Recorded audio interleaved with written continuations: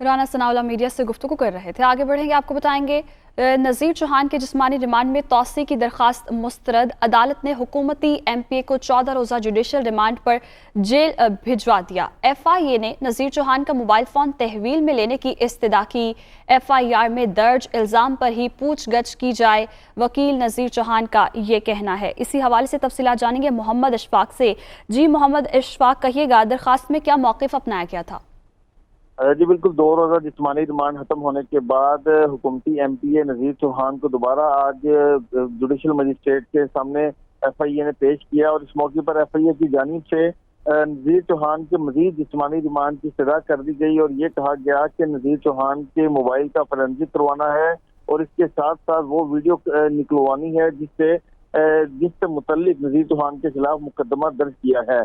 तो इस हवाले से नज़ीर चौहान के वकील ने FIA के वकील की दरख्वास्त मुखालफत की और कहा कि जिस्मानी रिमांड की मजीद कोई जरूरत नहीं, ये सियासी बुनियादों पर मुकदमा बनाया गया है। तमाम तर जो रिकॉर्ड था वो FIA के हवाले कर दिया गया है। अदालत ने तमाम दलाइल सुनने के बाद नज़ीर चौहान के मजीद जिस्मानी रिमांड में तौसीक की दरख्वास्त मुस्तरद करके 14 रोज़ा जुडिशल रिमांड पर नज़ीर चौहान को भिजवाते हुए आइंदा समात पर FIA से तफ्तीश की रिपोर्ट तलब कर ली। सही, तो 14 रोज़ा जुडिशल रिमांड पर जेल भिजवा दिया गया। बहुत शुक्रिया, आप हमें अपडेट कर रहे थे।